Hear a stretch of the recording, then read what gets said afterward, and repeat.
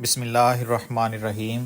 خلاصہ خطبہ جمعہ سیدنا امیر المومنین حضرت مرزا مسرور احمد خلیفۃ المسیح الخامس ایدہ اللہ تعالیٰ بنصر العزیز فرمودہ 17 نومبر 2023 بمطابق 17 نوبت 1402 ہجری شمسی بمقام مسجد مبارک اسلام آباد ٹیل فورٹ سرے UK۔ امیر المومنین حضرت خلیفۃ المسیح الخامس ایدہ اللہ تعالیٰ بنصر العزیز نے مورخہ 17 نومبر 2023 کو مسجد مبارک اسلام آباد ٹیل فورٹ UK میں خطبہ جمعہ ارشاد فرمایا، جو مسلم ٹیلی ویژن احمدیہ کے توسط سے پوری دنیا میں نشر کیا گیا۔ جمعے کی اذان دینے کی سعادت مکرم فیضان راجپوت صاحب کے حصے میں آئی۔ تشہد تعوذ اور سورۃ الفاتحہ کی تلاوت کے بعد حضور انور ایدہ اللہ تعالیٰ بنصر العزیز نے فرمایا، گزشتہ خطبے کے آخر پر حضرت صلی اللہ علیہ وآلہ وسلم کی سیرت کے ضمن میں جو تاریخ بیان ہو رہی تھی اس میں فرات بن حیان کے قبول اسلام کا ذکر ہوا تھا۔ اس کی مزید تفصیل یہ ہے کہ وہ گرفتار ہو کر قیدیوں میں تھا۔ غزوہ بدر کے روز بھی وہ زخمی ہوا تھا، لیکن کسی طرح قید سے بھاگ نکلا تھا۔ حضرت ابوبکر رضی اللہ عنہ اسے دیکھتے ہی کہنے لگے کہ اب تو اپنے طرز عمل کو بدل لو اور مسلمان ہو جاؤ۔ فرات بن حیان حضرت ابوبکر رضی اللہ عنہ کی بات سن کر رسول اللہ صلی اللہ علیہ وآلہ وسلم کی طرف چل پڑا اور ایک انصاری دوست کے پاس سے گزرتے ہوئے کہنے لگا کہ میں مسلمان ہوں۔ اس انصاری نے رسول اللہ صلی اللہ علیہ وآلہ وسلم کو کہا کہ اس نے اسلام قبول کر لیا ہے۔ آپ صلی اللہ علیہ وآلہ وسلم نے اس کا معاملہ اللہ کے سپرد کرتے ہوئے فرمایا کہ اب اگر یہ کہتا ہے کہ اس نے اسلام قبول کر لیا ہے تو پھر یہ اس کا اور اللہ کا معاملہ ہے، اور اس بات پر نبی کریم صلی اللہ علیہ وآلہ وسلم نے اسے رہا کر دیا۔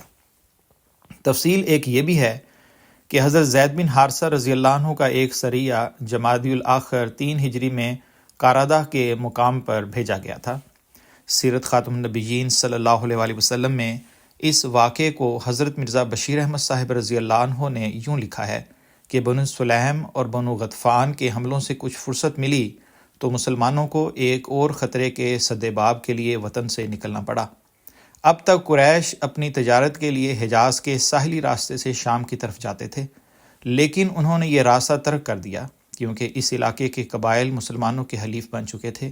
اس لیے انہوں نے نجدی راستہ اختیار کر لیا جو عراق کو جاتا تھا اور جس کے آس پاس مسلمانوں کے جانی دشمن قبائل سلیم اور غطفان آباد تھے۔ چنانچہ جمادی الاخر کے مہینے میں حضرت صلی اللہ علیہ وآلہ وسلم کو اطلاع موصول ہوئی کہ قریش کا ایک قافلہ نجدی راستے سے گزرنے والا ہے۔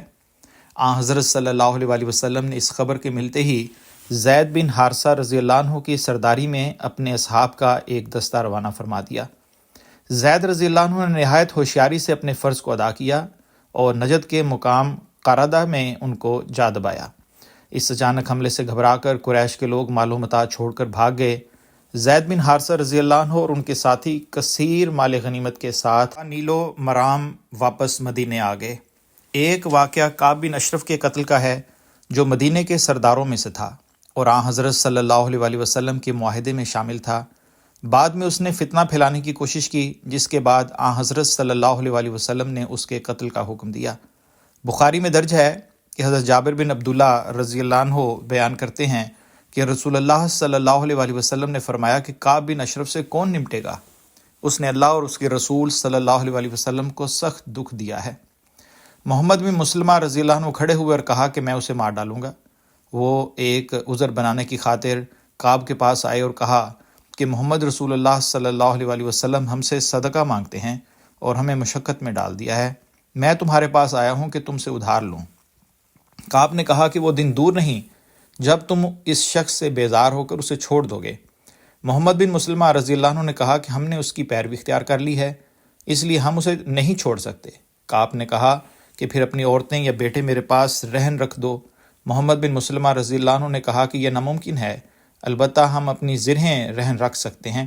اس پر کعب راضی ہو گیا اور محمد بن مسلمہ رضی اللہ عنہ اور ان کے ساتھی رات کو آنے کا وعدہ دے کر واپس چلے آئے۔ جب رات ہوئی تو یہ واپس کعب کے مکان پر پہنچے اور اسے اس کے گھر سے نکال کر ایک طرف کو لے آئے۔ تھوڑی دیر بعد محمد بن مسلمہ رضی اللہ عنہ یا ان کے کسی ساتھی نے کسی بہانے سے کعب کے سر پر ہاتھ ڈالا اور نہایت پھرتی کے ساتھ اس کو قابو کر کے اسے قتل کر دیا۔ سیرت خاتم النبیین صلی اللہ علیہ وسلم میں حضرت مرزا بشیر احمد صاحب رضی اللہ عنہ لکھتے ہیں کہ جب کعب کے قتل کی خبر مشہور ہوئی تو یہودیوں کے ایک وفد نے حضرت صلی اللہ علیہ وسلم سے شکایت کی کہ ہمارا سردار اس طرح قتل کر دیا گیا ہے۔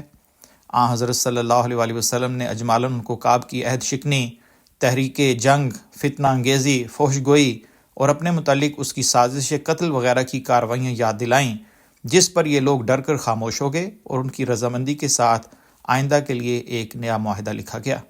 یہود نے مسلمانوں کے ساتھ امن و امان کے ساتھ رہنے اور فتنہ و فساد کے طریقوں سے بچنے کا اثر نو وعدہ کیا۔ تاریخ میں کسی جگہ مذکور نہیں کہ اس کے بعد یہودیوں نے کبھی کعب بن اشرف کے قتل کا ذکر کر کے مسلمانوں پر الزام قائم کیا ہو، کیونکہ ان کے دل محسوس کرتے تھے کہ کعب اپنی مستحق سزا کو پہنچا ہے۔ بعض مورخین اعتراض کرتے ہیں کہ حضرت صلی اللہ علیہ وسلم نے یہ ایک ناجائز قتل کروایا، لیکن واضح ہو کہ یہ ناجائز قتل نہیں تھا، کیونکہ کعب بن اشرف حضرت صلی اللہ علیہ وسلم کے ساتھ باقاعدہ امن کا معاہدہ کر چکا تھا اور مسلمانوں کے خلاف کارروائی کرنا تو درکنار رہا، اس نے اس بات کا عہد کیا تھا کہ وہ بیرونی دشمن کے خلاف مسلمانوں کی امداد کرے گا اور مسلمانوں کے ساتھ دوستانہ تعلقات رکھے گا، لیکن اس نے مسلمانوں سے غداری کی اور مدینے میں فتنہ و فساد کا بیج بو کر جنگ کی آگ مشتعل کرنے کی کوشش کی اور حضرت صلی اللہ علیہ وسلم کے قتل کے منصوبے کیے۔ اس کے جرموں کا مجموعہ ایسا تھا کہ اس کے خلاف یہ تعزیری قدم اٹھایا گیا۔ چنانچہ آج کل کے مہذب کہلانے والے ممالک میں بغاوت، عہد شکنی، اشتعال، جنگ اور سازش کے مجرموں کو سزا دی جاتی ہے، تو پھر اعتراض کس چیز کا؟ پھر آج کل فلسطین اور اسرائیل کے درمیان اس سے بھی بڑھ کر ہو رہا ہے، جو کئی لحاظ سے جائز بھی نہیں۔ دوسرا سوال خاموشی سے اس کے قتل کے طریقہ ہے۔ عرب میں اس وقت ہر شخص اور قبیلہ آزاد اور خود مختار تھا۔ ایسی صورت میں وہ کون سی عدالت تھی جہاں کعب کے خلاف مقدمہ دائر کر کے باقاعدہ قتل کا حکم حاصل کیا جاتا؟ معاہدے کی روح سے حضرت صلی اللہ علیہ وسلم کو یہ اختیار دیا گیا تھا کہ جملہ تنازعات اور امور سیاسی میں جو فیصلہ مناسب خیال کریں صادر فرمائیں۔ پس اگر آپ صلی اللہ علیہ وسلم نے ملک کے امن کے مفاد میں کعب کی فتنہ پردازی کی وجہ سے اسے واجب القتل قرار دیا، تو کسی کو کیا حق پہنچتا ہے کہ آپ صلی اللہ علیہ وسلم کے فیصلے پر عدالت اپیل بن کر بیٹھے، خصوصاً جب کہ تاریخ سے ثابت ہے کہ خود یہود نے کعب کی سزا کو اس کے جرموں کی روشنی میں واجبی سمجھ کر خاموشی اختیار کی اور اس پر اعتراض نہیں کیا۔ اس عرصے میں حضرت حفصہ رضی اللہ عنہ کی دوسری شادی بھی ہوئی، جس کی تفصیل یہ ہے کہ حضرت عمر بن خطاب رضی اللہ عنہ کی ایک صاحبزادی تھیں جن کا نام حفصہ رضی اللہ عنہ تھا۔